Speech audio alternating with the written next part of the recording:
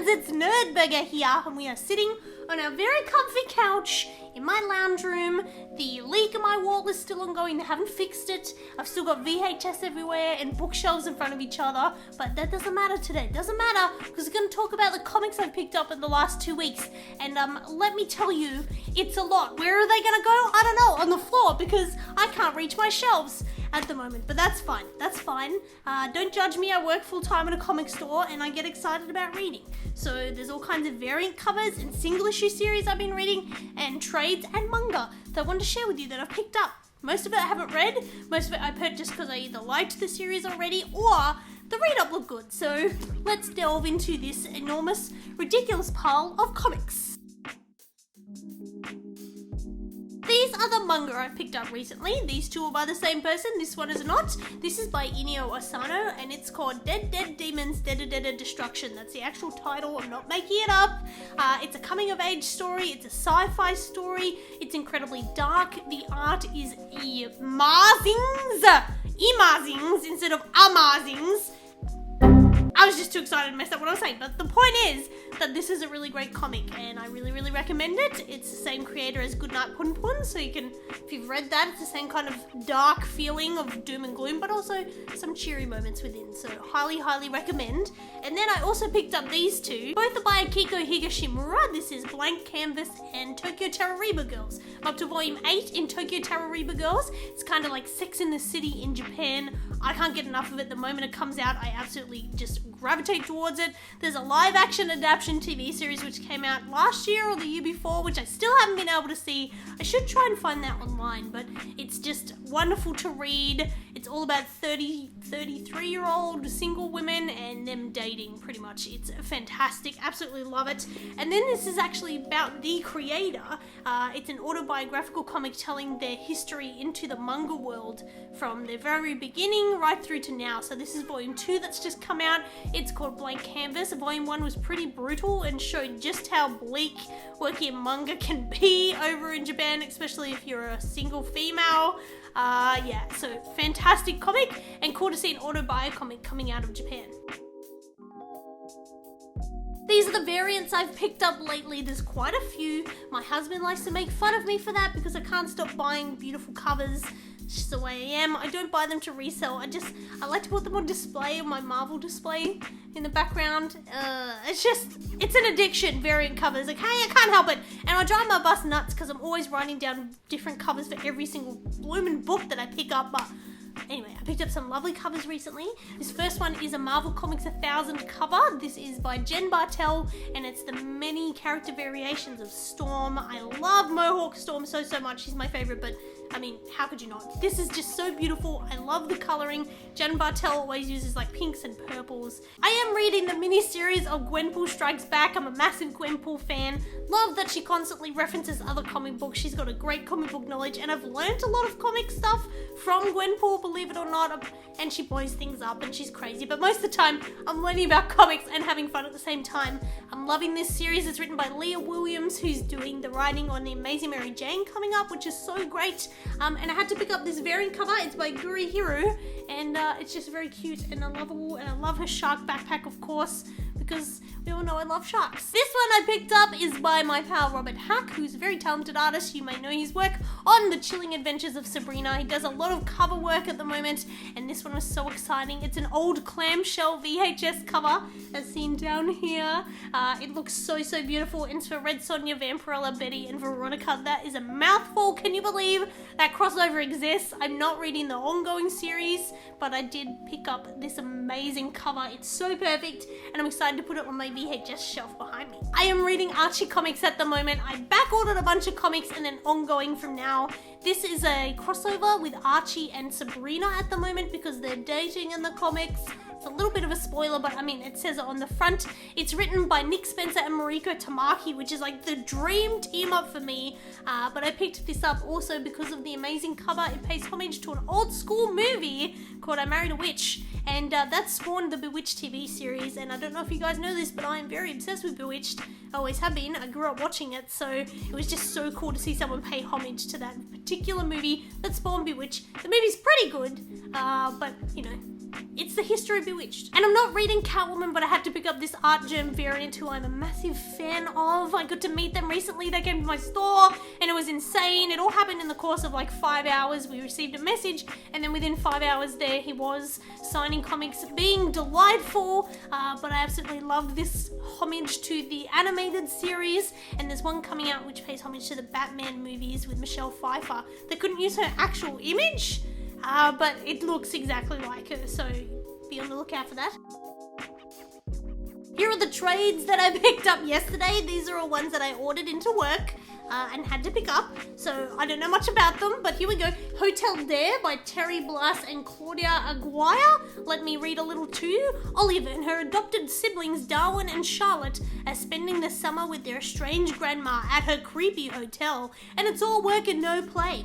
They're stuck inside doing boring chores, but they soon stumble upon an incredible secret. Behind each door in the hotel lies a portal to a different, strange and mysterious place.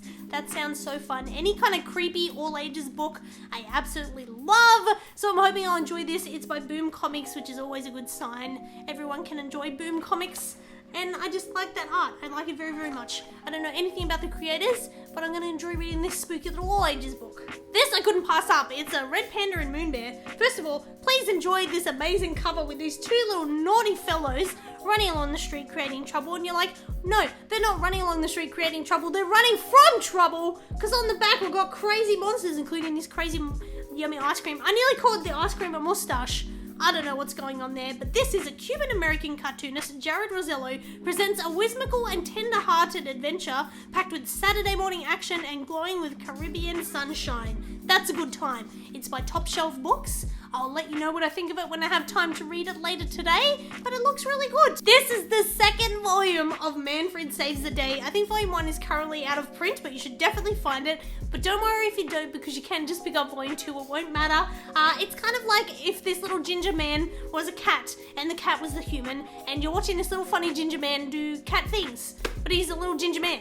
It's so funny. It's so good. The first one was so heartwarming too, and I ended up crying on public transport reading it, which I was not expecting, about a comic about a little ginger man who's actually a cat. It's very, very good. It's actually by a local creator from Australia who moved back overseas, which is kind of cool, right? And their name is Caitlin Major and Kelly Bastow. Let's all enjoy Manfred. And then I keep picking up these epic collections of X-Men stories, which at the time I ordered them I think it's a good idea, but then they come in and it's like $63 a book because I'm silly that way. But I just want to do nothing but read X-Men and New Mutant stuff at the moment, so I picked up this one. I don't know anything about it other than it's New Mutants and it's called the Demon Bear Saga, and who doesn't want to read about a demon bear?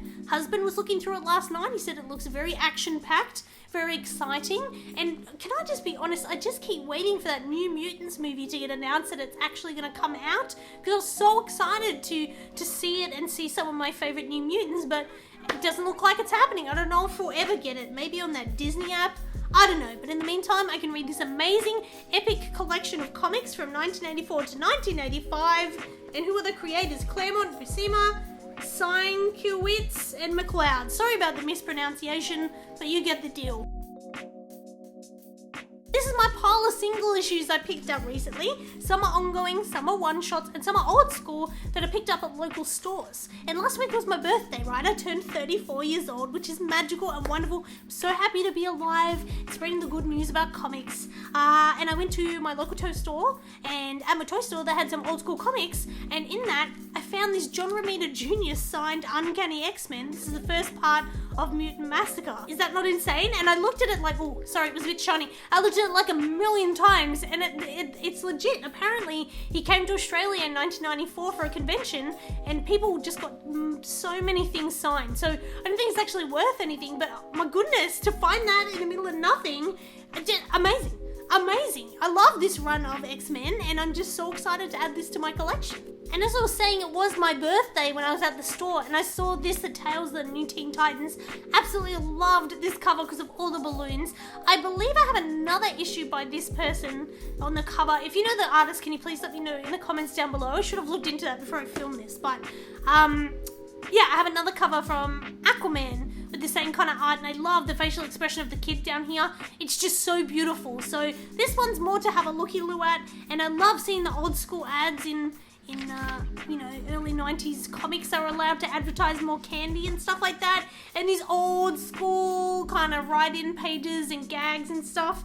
That's so good. What a good time. I also picked up this X-Men cover from 1992 because it's got Jim Lee art, and it was beautiful, and it cost me like $2, so you can't really go wrong. It's stunning, and I like the Wolverine's going schnickety on the cover. Schnick. This is the final issue of Giant Days, you guys. It's so sad. It just won an Eisner again for its incredible writing. It's such a captivating story about 3 teen girls in college. It's about friendship, learning about life. It's so fantastic. There's one more issue coming out, but it's more of a like 10 years later special, but this one ended it, and it was so perfectly ended, and I'm so sad I'm not going to be able to read this every month. You have no idea. I'm obviously reading Powers of X and House of X. I am not a fan of Hickman's writing. He talks too much. It's too epic, and I'm so glad that there's graphs in here, otherwise I would have so much trouble following. I've been reading nothing but X-Men for about the past year, and I just well, that's a lie, because I've been reading lots of stuff, but I've really been focusing on X-Men, so I've been really getting a lot out of this. I still have to ask a lot of questions at work and ask my co-workers what they think, and I think that's the same for most people. There's so many big ideas in this, and it's bringing together all the years of X-Men history, creating new timelines. It's amazing. It's so good. If you can get your hands on House of X and Powers of X, and I'm not going to call it Powers of 10, and I'm not going to call it Powers of 10 and House of 10, because it's dumb, it's stupid. I'm just calling it X. Otherwise I should just write the number 10 on there. I'm just saying. I don't care about Roman numerals. Amazing Spider-Man is so good at the moment. What issue is this? Number 28. And it's an all-female villain team. Like all the villains are female, and they've created this cool community where they're just working together as females to be annoying villains, and it's such a cool concept, and I love it so much. So thank you so much, Nick Spencer. This is fantastic. Please recommend Amazing Spider-Man. This is Deceased. I've been reading all of these, and I especially love the variant covers, the horror covers. They did one for It, and this one is for one of those new movies I don't really like. What is it called? Liam's gonna kill me. I should know. It's all about zombies taking, kind of like a disease, taking over every hero and villain in DC land. It's amazing. You get to see everyone. This one was quite comedic. There's like a moment where someone quotes Cher as they're dying, which is amazing.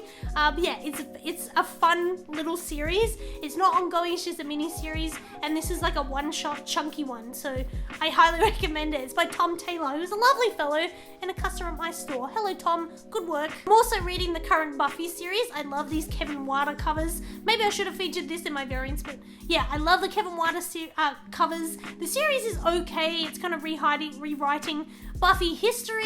The art I'm not a massive fan of at the moment, but I'm sure it will get better. But yeah, it's just a new kind of history for Buffy, and I like seeing all the friends back together again. I don't know how many times I need to tell you guys this. You have to read Ice Cream Man. It's the greatest horror series I think I've ever read in my life. I absolutely love it. It's very dark. It really focuses on human horror, so everyday life sadness, which just makes you really reflect on your own life and get real sad and spooked, and it's amazing, and I just love it. And this one's all about, each one's a little bit different, and this one focuses in on a guy that really likes doing crosswords, hence the spooky little crossword cover. And it focuses on relationships and marriages, and it's so good. It's so good. Please read Ice Cream Man. And finally, how excited are we? We're getting a She-Hulk TV series. I couldn't believe it. I was so excited. I ran home and took this photo because I'm a goober, but I've waited so long for She-Hulk to come into the Marvel Cinematic or TV universe, and for everyone to love her as much as me. I'm just so excited. And then by coincidence, like few days after they announced it, there was a She-Hulk annual coming out, which maybe they pre-planned to try and get people excited, but it's a weird annual in which she changes bodies with Bullseye and a robot. It's quite confusing. I don't recommend She-Hulk annual so much, but I do recommend you read She-Hulk comics in general. So that's my big old pile of comics that I've been enjoying. Have you read any of them? Let me know in the comments down below. What's your favorite X-Men run? What's your favorite She-Hulk comic? Are you excited for the TV series? Oh my goodness. I hope you guys are having a great week, and I'll see you guys again really soon. Bye!